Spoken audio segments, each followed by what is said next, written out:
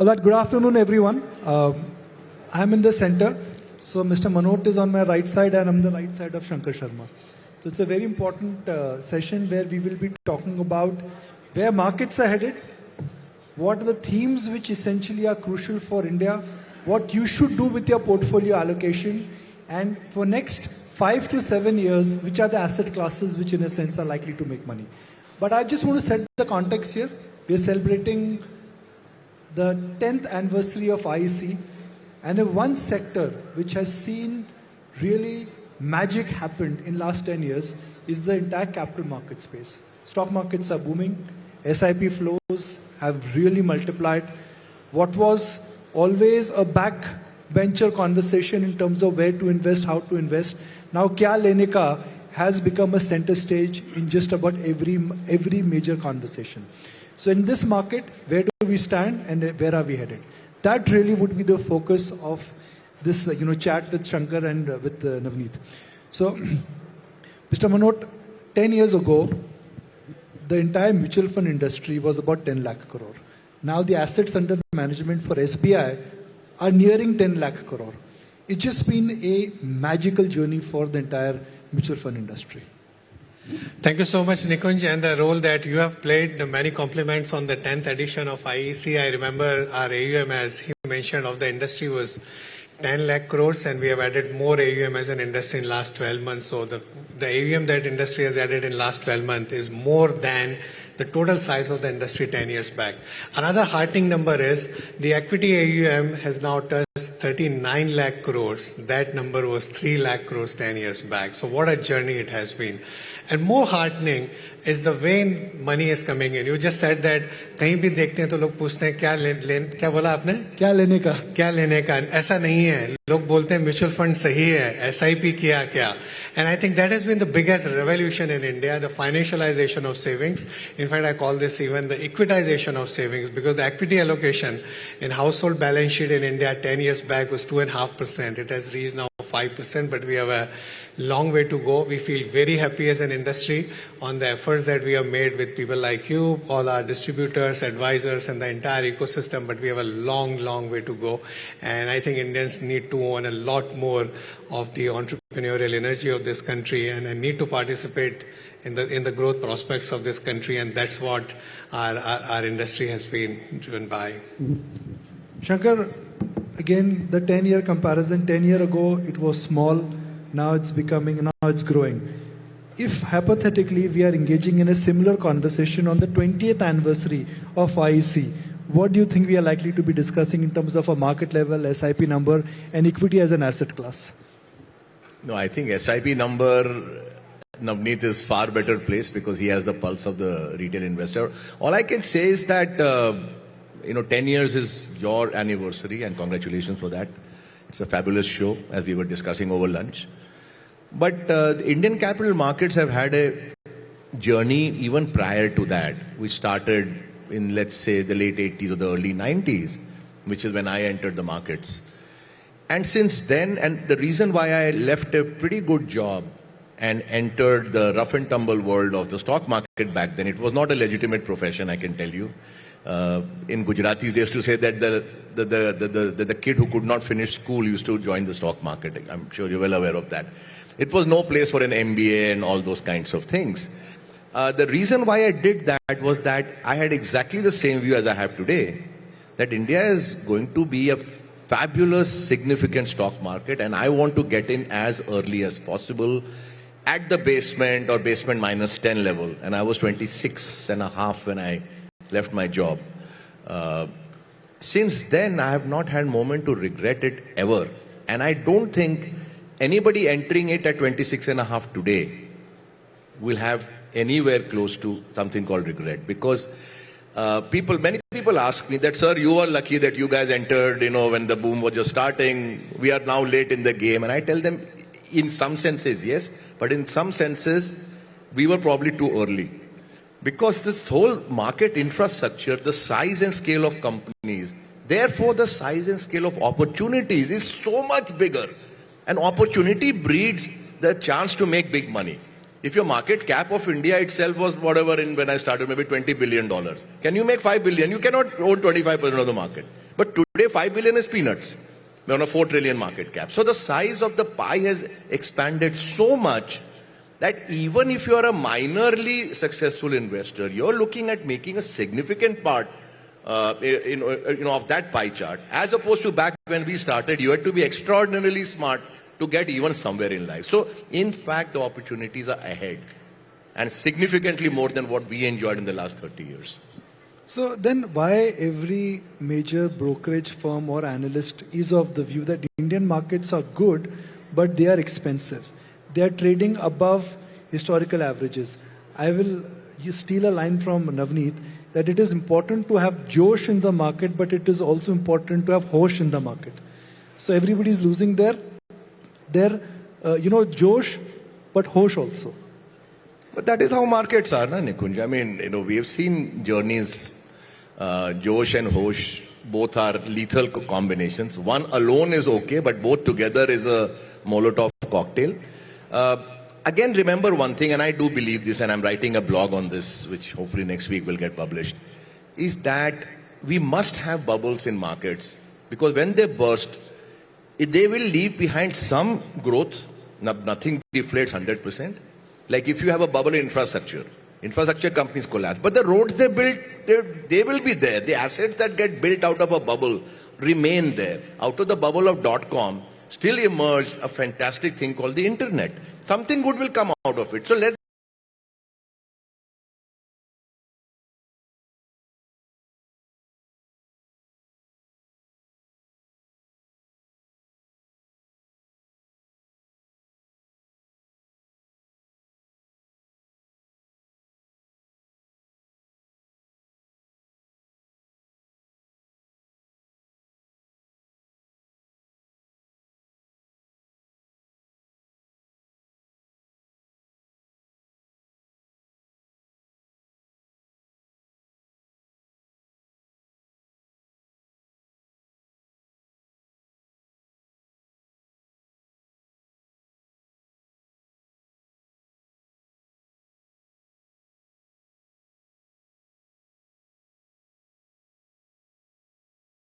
The categories, soap, shampoos, वो भी नहीं बिक रहे. This is all data.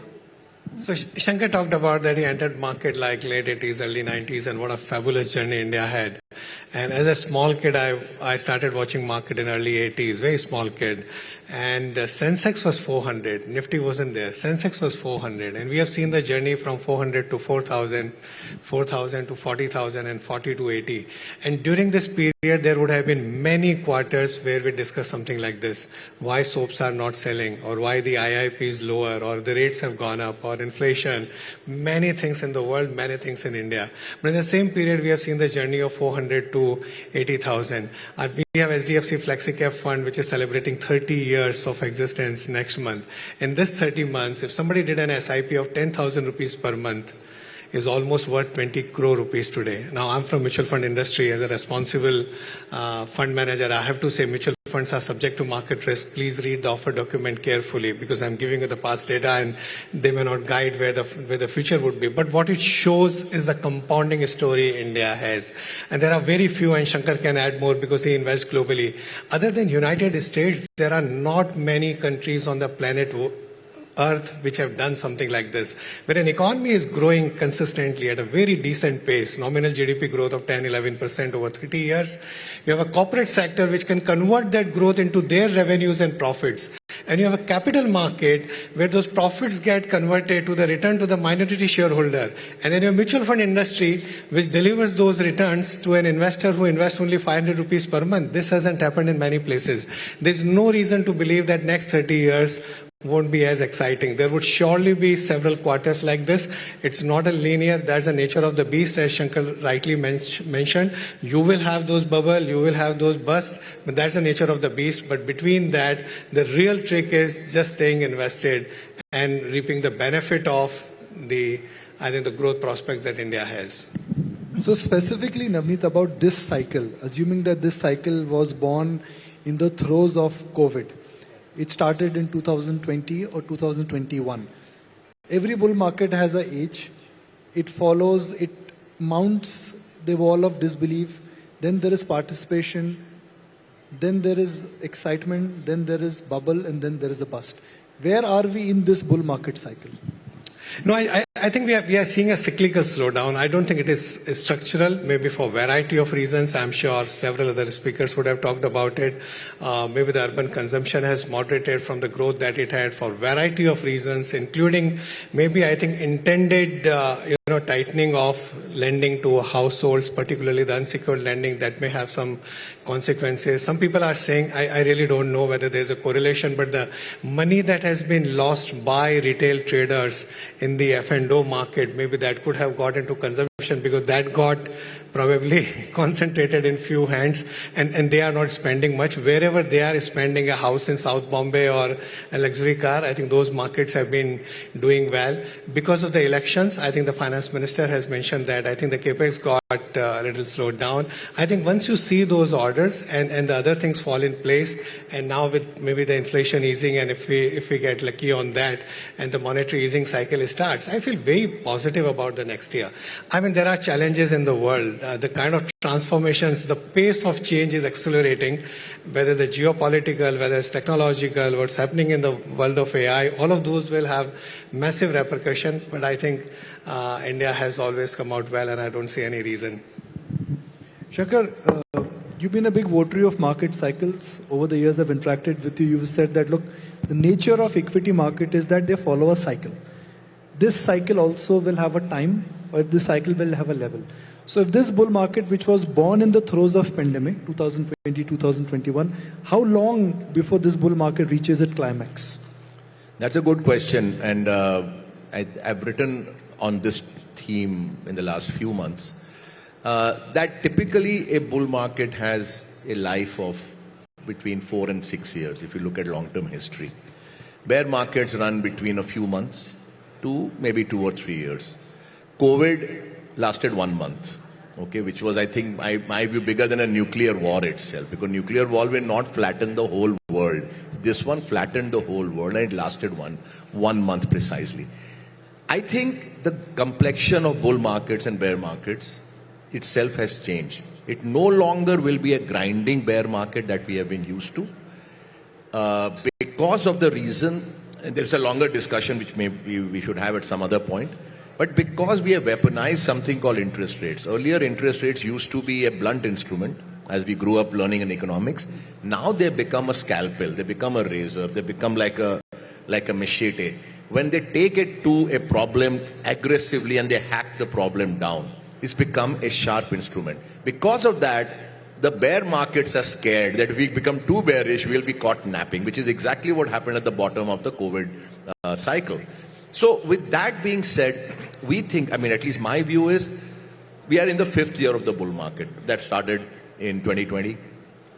I think we are getting the wobble precisely because of that reason. This is not a young bull market. It's somewhat of a middle-aged to a slightly late-age bull market. It's not got the legs of the 2020, 21, bull. And there is a reason why the animal in the stock market is a bull.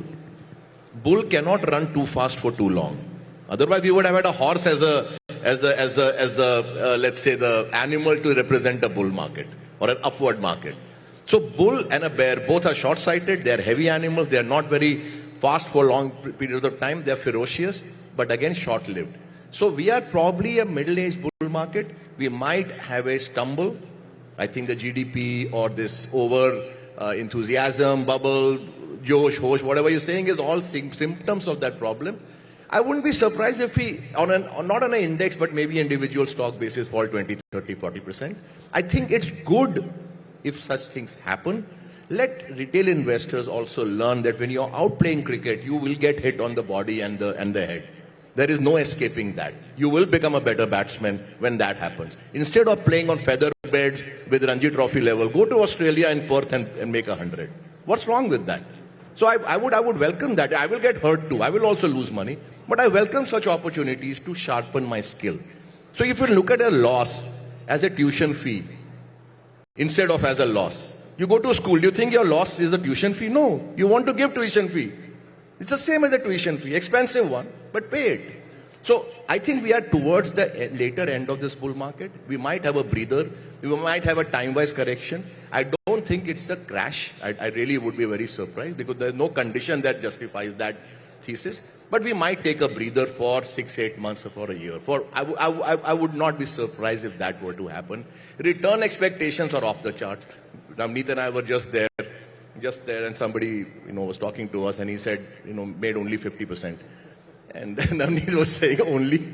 So I think return expectations should moderate. That's the other thing. So if you have to, let's say, and we're speaking to you after a while, so I haven't really, quizzed you on this one.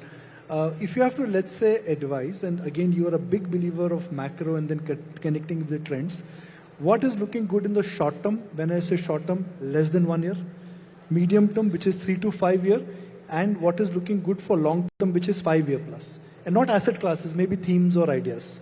For me, I mean, if you take big top down, gold appears to be a fantastic structural trade due to a variety of reasons. Too long to go here, but I think it's a secular trade. Other than that, within India itself, I am a votary, table-thumping believer in small caps. I have been so for many years, and that's worked out fantastically well. Again, that said, caveat is you will, in small caps, find 30, 40%, even 50% loss makers in your portfolio. People worry about losses in small caps. I mean, I say on the 50 you will get right, maybe even 30 you will get right. You're making out like a bandit here. So what's the problem? So my view is the small cap, if you look at the current fall, even today, Nifty is down 5% from the peaks. The small cap is, I think, up 1%. These kinds of aberrations have rarely happened. When markets fall, small caps fall like 2x the broad market. This is telling you something. The theme on small caps is structural, and I meet small cap companies all the time. They are no longer the crap that we used to see in the 90s. Gujarat ki company, Baroda ki company, and all that. These are fairly good businesses, good companies. I mean, there will be, rubbish there also. Let's accept it. But the good ones have got some good stories. They're doing a good job. I think the opportunity today, 5 years, 10 years from now, are the small cap markets. The large caps, to my mind, are too large right now. They will take a breather like the Asian Paints and the banks of India. They're great companies, but not great stocks. Where have you invested last 1 year? I have been investing in tech within India itself because I do believe that companies that are leveraging AI, leveraging stuff like that will be huge winners. Again, there will be huge failure rate with that big caveat. I might lose 50% of my investment on 50% of those stocks. That's fine with me. But the ones on which I am winning, as we speak right now, something about 3 months, 4 months back is a 3x or 4x. I will make out again like a bandit. क्या लिया जो 3 गुना हो गया 3 महीने में? Offline. When you say offline, you will be mobbed, ना? तो नाम यही बता दो आप. Navneet, now I'll take the clock forward, which is that assuming that we become a $10 trillion economy by 2031 or 32 or 33, that's the debate. 8, 9, 10 कब होंगे? जाना तो है. The financial market also will double. You will see big multi-baggers, you will see large caps becoming mega caps, and a lot of small caps will become mid caps. Where do you think that size of opportunity is large? Where you think that the magic will happen? Because as the economy will progress, new winners, new industries, new sectors, like Shankar said, small cap can surprise us. As a fund manager, if you're betting on the long term, where are you picking your spots? So look at our own industry. So you quoted the number 68 lakh crores of mutual fund industry. Converted into dollars, this is exactly $800. $800 for the size of US asset management industry in 1988. In next 10 years to 99, they became $5 trillion. I mean, if India has a similar journey, if you look at per capita, I mean, they were slightly higher. But if you look at the size of the economy, we're like very, very similar. And the fund managers who are managing 50, 60, 70 billion dollars, they are managing a couple of $1 trillion. Why that journey won't happen in India? I mean, this our SIP movement is like the 401k movement of United States, very, very similar. And we've seen many businesses. One of the interesting things, Shankar talked about the small cap. I forgot the exact number. The number of companies which have turnover of more than $100 million, and 80%, unlike the people's perception that most of these companies who are not listed, they are all losing money because of the PE and VC money. But the fact is that 80% of them actually make money. Hundreds of them, because of the domestic flows, will get listed. The universe will expand so much over the next several years. On this whole debate of large versus mid versus small, several times we have discussed this, Nikunj, before that. As a country, we are a small cap. Our entire market cap is lower than the top 2 companies in the United States. This is 18% of humanity. This is what an opportunity which is here. So several of the large companies will also become much larger. Who would have thought maybe a few years back that a $50-100 billion company will become $3.5 trillion, because even that time it was quite big and it has become bigger. You will see the same in India. But we have discussed this several times that size and stability is an advantage. But the winners have to be those who have nimbleness and agility. We are in a world with so many transformation, with changes which are kind of like absolutely transformative. It's a nimbleness and agility which will trade at a premium than size and stability. And this is what has happened in last couple of years, and that will continue.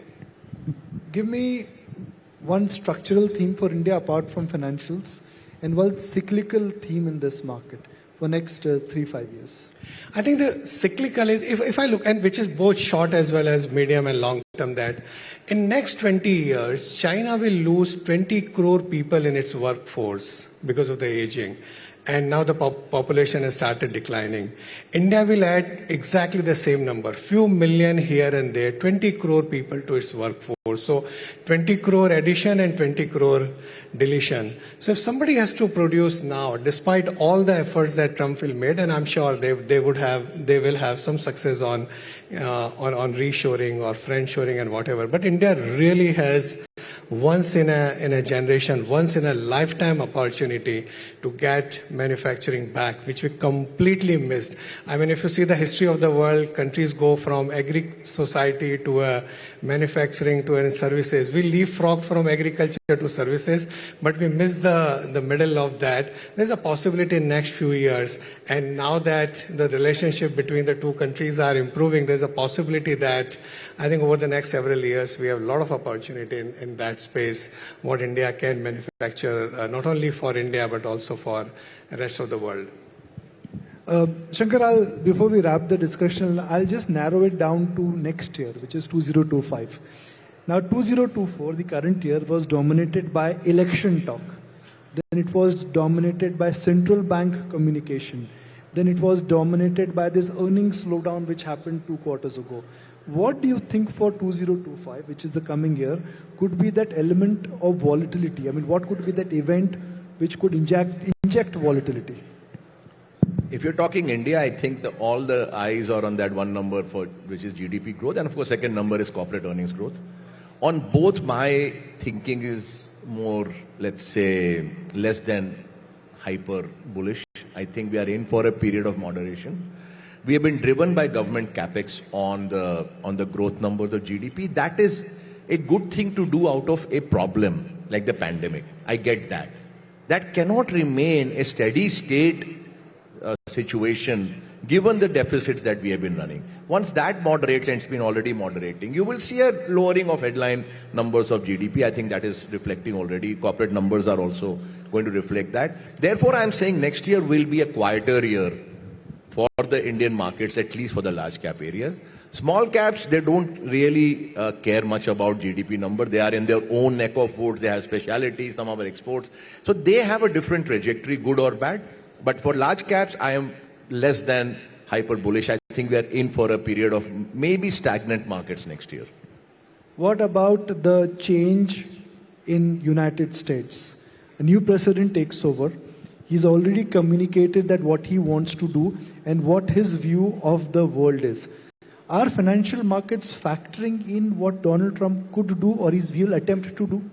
So I was reading an interesting article in The Economist, and they had given out some points which is relevant, that he talks big, but it's not, this time the world, unlike 2016, is a lot more cartelized in the BRICS faction, and other than that, it won't be easy for him to bulldoze everything. And this over-thumping the table of US consumer, US market, if the BRIC nations get together in some form, which they are, they will have a very good answer to his bombast or his threats. So, and of course, remember one thing, raising tariffs is not just a one-way street. You will raise inflation. I mean, it is basic common sense. If you raise tariffs they are planning to raise tariffs even from Mexico. Mexico was supposedly their near-shoring, ally. They are going to kill Mexico on the tariffs. Forget China or India. You're going to raise inflation. Can US afford inflation? No way. I think a lot of it is bombast. A lot of it is just arm twisting. I don't think he has the wherewithal to follow through on all his threats. So I think what will happen is that because of that, as you rightly mentioned, that the world is moving from an hyper-optimized supply chain to a more reliable supply chain. People call this, because of what Trump is talking and many other leaders like him are talking about, that we are into a period of deglobalization. I call this a different kind of globalization. This is globalization of localization, where every country is trying to produce more locally because you try to be have a more reliable supply chain. What it potentially should do actually is more investments everywhere, and you will end up having a glut maybe a few years later, because everybody will say that I want to produce my chips, I want my whatever, intermediates and everything, which will create a glut. But till that time, you will actually have a good investment cycle in the world for next couple of years. And also you add the defense. I mean, the world has never been a scary place as it is today. So many nuclear powers are actually in war. And then you have all the post-Trump world and the rhetoric on that. And if he says that I'm not going to support if there is an attack on any European country or let's say Japan or a Saudi Arabia, every country will have to significantly step up their defense spending. Climate change is another one, because the whole infrastructure, the way it has got built over the last 200 years, in next 20 years will have to undergo a change. And on top of that, the technological changes, what AI will do to the world. Actually, we are staring at next several years, interestingly, rather than all the gloomy forecasts, there's a possibility that we see an investment cycle which the world hasn't seen. Okay, so final question, and this in a sense is going to impact everybody in the room, including me, is that where are capital markets headed and what will happen to our wealth? 10 years ago, in the first edition of IEC, the Nifty was at 7,000, about 7,000. Today we are at 25,000. So at 25,000 is the Nifty right now. 20th edition of IEC, what could be the Nifty level? I think जवाब देना घुमाना मत. No, I mean, simple math है. अगर 12% है, then 6 साल में double होता है, and you can calculate 10 years. My brain doesn't work as fast. But I think somewhere there, if the return expectations are reasonable, and remember that when you look at past and the future, in 2016, one of the biggest reform that has happened in India actually is Monetary Policy Committee, right? If the central bank is saying that we will anchor inflation, actual CPI inflation at 4%, then you have to change your risk premium also. And then in that, if you make 10-12%, it's a pretty good return over the next 10 years. Shankar, 30 seconds का जवाब देने के लिए, I'll be kicked out of the stage. Officially, they've come, right? In next 10 years, where do you think the Nifty will be there? I'm an old school guy, Sensex. चलिए Sensex 80,000 है अभी. So if you take 10 years at 10% or 12%, okay, and compound it, you are getting at about 170,000 or so. Give or take 20,000 points on the Sensex. So अगले 10 साल में Sensex 80,000 से 1.5 लाख से 2 लाख हो सकता है. The choice is ours, whether we want to stay invested in the market or we don't want to stay invested in the market. And I would say we should stay invested in the market. Why? Because if you're heading towards 1,50,000 and 2 lakh, Invested in mutual funds. invested in mutual funds. But stay invested your time in ET now. That is what I tell everybody. We'll wrap it up there, but I think that's really been the most important takeaway for all of us here, that if you want to create wealth, stay invested, be with the market, don't time the market. Let's put our hands together for Navneet and Shankar Bhai. They've been fabulous and very generous with their time. Thank you very much. Thank you very much, gentlemen. It's always a pleasure listening to the tips and the targets as far as markets are concerned.